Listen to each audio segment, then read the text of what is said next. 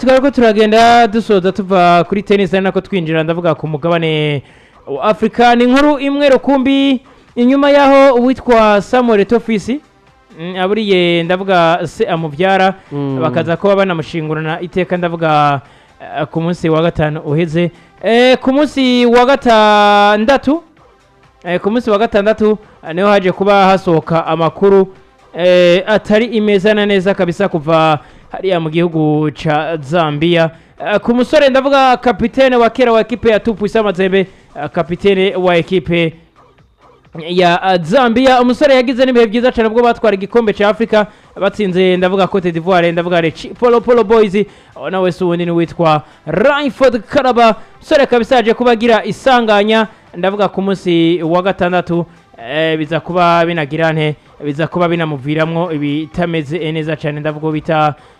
Raiford Karaba benshi ku munsi wa gatandatu amakuru yari karasohoka yari karavugwa neza cyane kwitwa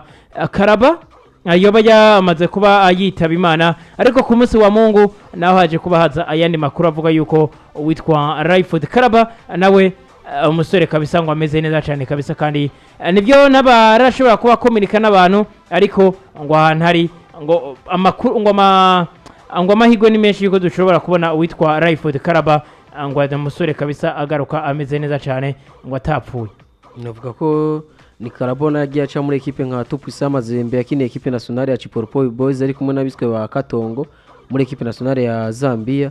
Navuga ko numusoro nako yaramaze iminsi ariko avuga ko ibintu byinshi bigiye bitandukanye bavuga yuko yoshobora kuba amagare batameze neza yavanye n'isanganya yagiye agira. Navuga ko mugugiye kuri amakuru ariko arasohoka bavuga ko umusore agenda ameze neza umusore w'umunyazambiya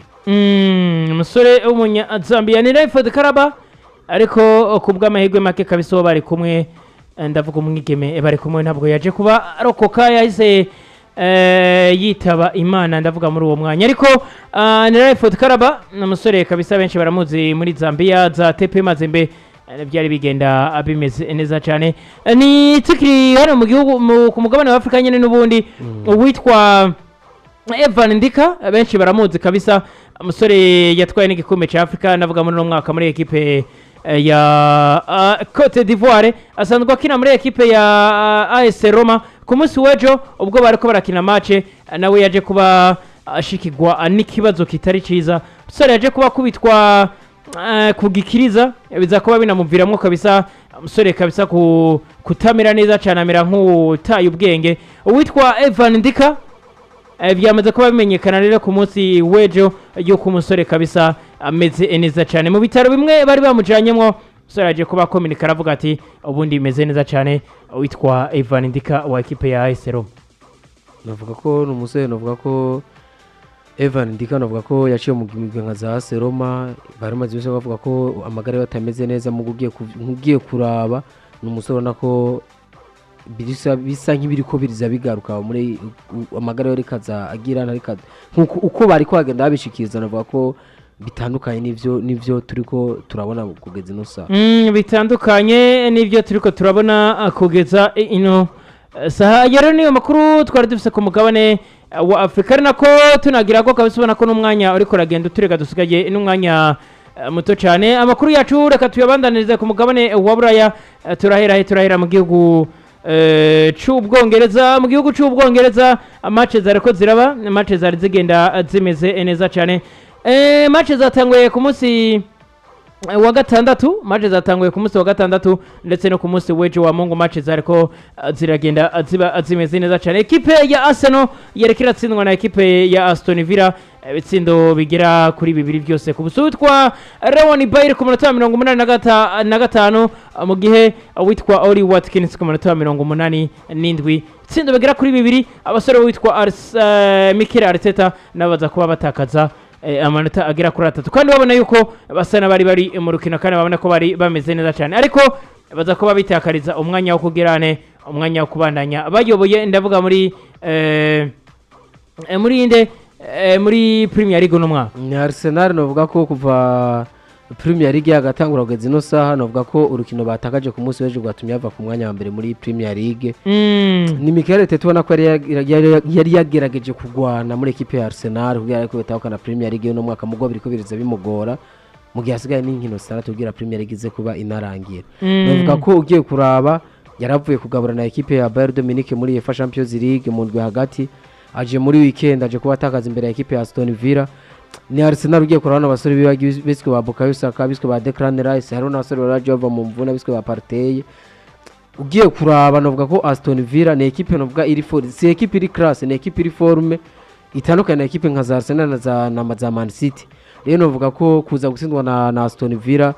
novuga ko ari ikintu kibabaje kuri Arsenal. Aston Villa iyo irikiza kurondera Big 4 muri Premier League ugira ko kina ya Champions League mu mwaka uza mu gihe Arsenal yoyo ni ekipo nako ari kize iriko iniganira ikombe cha Premier League uno munsi na yene bagije kuba bakina ku munsi wejo baharura ibiharuro ayandi ma ekipa afite nka kuko abakeba babo nka za Man City zari zakinye Man City yari yakinye yari yabonye ko yatsinze Liverpool nayo nyene novuga ko bari kubacunganwa kujisho rero novuga ko ni Mikel Arteta ari kubona abantu basore biwe kuza gutsindwa na Aston Villa novuga ko bagize shite mbi ku munsi wejo muri rusange kwa Arsenal novuga yuko ibibazo byabaye mu mwaka uheze n'ivyo bigera ibakore Arsenal hari abakinnyi bagera kuri 5 batigera bava mu kibuga kugira imaze cyoroshe Aston Villa imeze neza yatsinze rero turi kipe ya Tottenham Hotspur Aston Villa bisemeri unaye mukocha yaravuye muri Espagne erega na Fazere barazinze Man City Aston Villa ifise aba mediatere ba Douglas Luiz sebasore nk'aba Leon Bailey yanababonye mu gitsindo basore bari bameze neza ba Merino basore bari bameze neza ba Lucas Digne ku ruhande rw'inyuma muri rusangi Arsenal nivyo bari bavuye kunganya na Bayern Munchen muri UEFA Champions League umusarutari na mwiza cyane kuko kunganyiriza Emirates uri kurana n'ikipe ya Bayern ikipe ya Bayern twari tubonye ibibazo yari vuye biyo gutsindwa na Hoffenheim Aston Villa niyo basindiye Emirates yabatsindiye wabo kuravye urumva Arsenal rero igisigaye biraza kugora ko managinga ekipe uri mu mashampiyona birakomeye uno munsi bagize na stress bararaba ekipe zibari imbere hariya baraba Manchester City ekipe bari imbere yo nyene ni Manchester City kandi bagafise n'ama confrontation ari nyuma akomeye cyane baraza kuba bakina na Wolverhampton uzi ikintu naje kuba mbona navuga ko tunahuriza ko bona apologize icaje kuba gikora kuri ekipe ya Arsenal icaje kuba gikora kuri ekipe ya Arsenal ku mwaka wize kiraza kuba ari naco akiza kinabakora ko ndavuga kuri no mwaka uti kubera iki kandi umwanya umwe biriko biranagirane biriko biranava no kumumenyereza ubwiwe ndavuga bita Mikel Arteta ku mwaka wize ekipe ya Arsenal nivyo abasore babo baragiye mu mvune ndavuga witwa William Saliba tereka ko witwa Gabriel Jesus utereka ko n'abandi bagiye batandukanye byaba ngombwa yuko aguma kinisho ekipe kubera ntabandi yari afise ariko byaje kuba bigirane byaje kuba biba kuri no mwaka naho uyu mwaka ni ekipe ya Arsenal abakinyira bafise nta nubwo bari no mu mvune ariko nanje ntangoye kuba ndanibazaho ati why ekipe canke why squad yose afise ariko ayikoze iki uwitwa Mikel Arteta kuko nyimba uri kukinisha Martin Odegaard match nka zose zibaho na Declan Rice urumva tereka ko Bukasa kandi muri match bakinye kuri kwa Bayern match bakinye kwa Bayern wo bita Bukayo Saka bari banayikinye ubundi bavuga bati wowe Bukayo Saka yanasohotse no mu kibuga ubundi abantu bavuga bati Bukayo Saka ashobora kuba yagezene ashobora kuba yanavunitse kuranyumva ariko n'ubundi Bukayo Saka araza aramugumizamwo neje amushiramwo match kandi akina match yose witwa Bukayo Saka witwa Martin Odegaard neza wabonye ko umukinnyi aba yepfuize abitwa ba Kai Havertz bavuye gukina urukino rudasanzwe kwa Bayern Munchen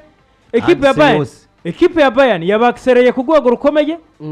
William Saliba na Gabriel Magalhaes bamaze kuba batangurana match nka zose zibaho muri Premier League nta nubwo uri kurabarurira mu gihe ufise Jacob Kiwiore ngaho impande yawe Declan Rice kuvashika kwa Arsenal match yasivye ngira ni match batakinye muri makizo bakinye zose yarazikinye haba muri FA Cup haba muri Carabao haba muri UEFA Champions League ndetse na Premier League hose ariko arakinishwa kandi urabizi neza cyane yuko ufise kuri bench nibwo ni Thomas Partey ntaragaruka neza ariko amaze kuba beneficie iminota mike eske azomenyera gute hamwe uza kumwikorako mu gihe utazarubamuha n'uwo mwanya kuwa gatatu barakina na ekipe yane na Bayern Munich eske wibaza ko baza kuba batanga ibingana gute mu gihe wabakinishije iminota nk'iyo wabakinishije kuri match ya Aston Villa ekipe ya Aston Villa yagira bataka kamwe naje mvuga ati ekipe ya Arsenal ivyirimo nayo nyine ntabyiza Aston Villa mugabo bafise squad ariko nawe utibagira ko bari bavuye gukina ku munsi wa kane ekipe ya Aston Villa yarivuye gukina muri Conference League kandi abakinye muri Conference League nibo bagarutse riko uranyumva byumvikana yuko babagira swadi canke bareka bose bari bavuye gukina ndavuga ku mugabane wa Buraya kandi bose bari bafise uburuhe kuko mbere umwe yari yakinye kuwa kabiri bitandukanye n'undi yari yakinye kuwa kane ariko Andreas yari mu kibuga wabona neza cyane ko ekipe yane wabona neza cyane ko ekipe ya Aston Villa iri kirerekana urwego rukomeye gusumbya ekipe ya Arsenal nabonye akana gato Smithrow ariko akorera cortege wo bita Oli Watkins ubundi yashakaje gukora ibi ubundi ntango rero kuba ndanibaza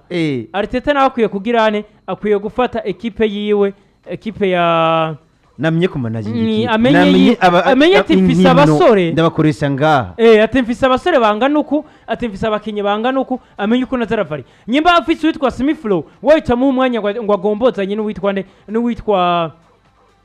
Martin Odegaard Martinelli nivyo avuye mu mvune ariko ari kuruhurira Trossard ugatanguza Martinelli Martinelli akatangura kwinjira muri modoka akagarukana badikrenira isusumo ba Jorginho canke ba Thomas Partey bose bari ngaha fatu witwa Kiwero muciye muri Ajax kuko asanzwe ari n'umukinyi wa ugarukanye Julian Timbere kuri garuka Julian Timbere yanagarutse fata uyu Tomiyasu uyu muyakuza mutereke kuri nimero 2 Benjamin White aruhu ku munsi w'ejo Benjamin White yerekanye urwego ruri hasi cyane kuko ku munota wa 10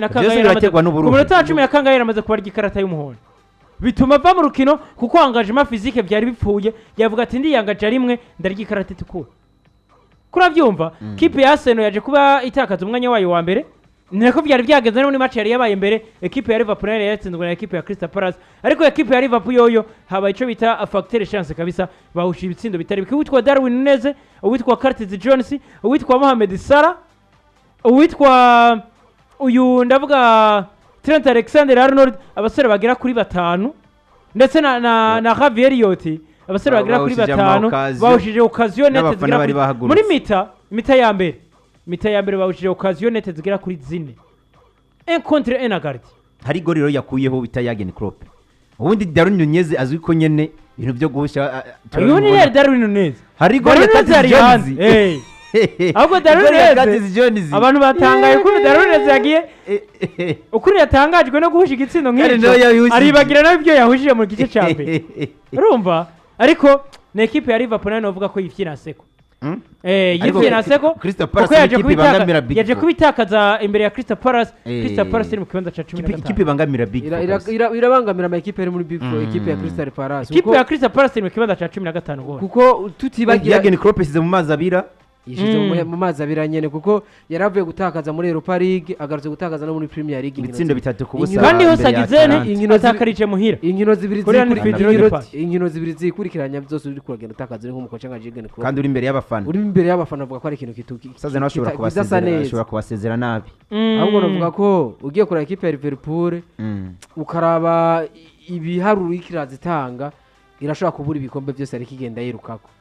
irashobora kubura Europa League ikabura na Premier League amemeta mu gihe bari bazi neza yuko umukoca Jurgen Klopp ariko barafise kimwe ashobora kubasezerera neza araza kuromonta